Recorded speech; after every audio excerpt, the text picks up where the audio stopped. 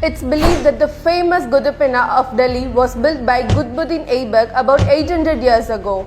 The Jama Masjid in the Qutub Minar complex is the first mosque built by Mughal rulers in India. If you look around casually, it looks like any other mosque with a dome and Arabic phrases written all over the building. But if you look into the details, it tells you a different story. I'm gonna state 5 evidences that prove Qutub Minar was a Hindu temple.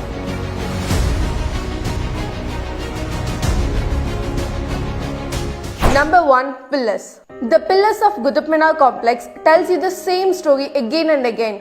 What does this picture reminds you? Obviously a temple. If you zoom a little bit, you can see the big Qutub Minar tower behind this mandap.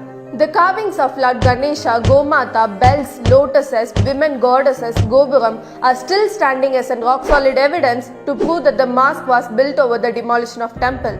If you don't look at the dome from outside, anyone would think this is a Hindu temple. Number 2. The war scene of epic Ramayana. What's the carving of Ramayana doing in the Qutub Minar? There's also an iron pillar which is famous for its non-rusting quality. The inscription on this pillar refers to a king called Chandra in Sanskrit, and it mentions that his kingdom covered the southern ocean of India, which is Indian Ocean. Historians think it refers to the king Chandragupta, but Chandragupta's empire did not reach the southern tip of India. There's another king who's not being considered. He's none other than Rama, the hero of Indian epic Ramayana. Rama was vividly mentioned as Ramachandra in the ancient scriptures. He also crossed the Indian Ocean and defeated the king of Sri Lanka. But in our country, Rama and Krishna are not considered as historical figures. They were merely reduced to fictional characters of the mythology. Number 3. Defaced carving of Lord Ganesha. We all know who Ganesha is.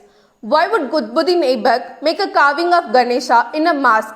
Even if he did that out of religious harmony, why would he deface it? Why would he damage the face of Ganesha? Let me remind you one more thing, that the carving of gods, saints or even human beings are strictly prohibited in Islam. Number 4. Bells and lotuses. Anyone can see the carving of bells all over the Qutub Minar complex. We all know bells are an important part of Hindu rituals, but it's forbidden in Islam. Prophet Muhammad himself stated that the bell is one of the musical instrument of Satan. So there is no way it could have been built by Qutbuddin Aibak. Okay, the complex, which means the surrounding area, could have been converted from a temple. What about the great tower itself? That's what being considered as the great achievement of Iltutmish and Qutbuddin Aibak. When you casually look at the Qutub Minar, it does look like a Muslim monument because it's covered with Arabic verses of Quran. But if you observe the walls carefully, you can see that the Hindu carvings appear all over the place. The borders are covered with bells and chain. Once again, bells are forbidden in Islam.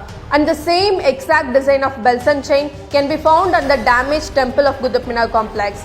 This means that the Qutub Minar tower was built around the same time as the ancient temple. And there's a pattern of lotus flowers carved all over the wall. Mughal invaders could not have used them because lotus flowers simply do not grow where they came from. And you cannot find a temple without a lotus carving.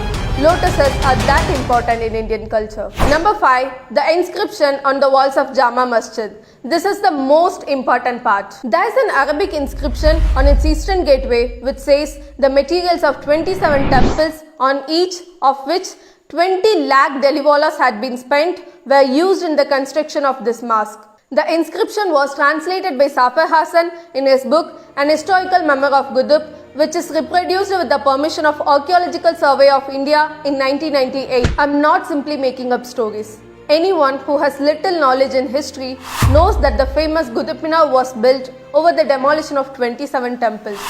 It's important that we know our history. It's important that we get the facts right. But in no way it should make you bitter.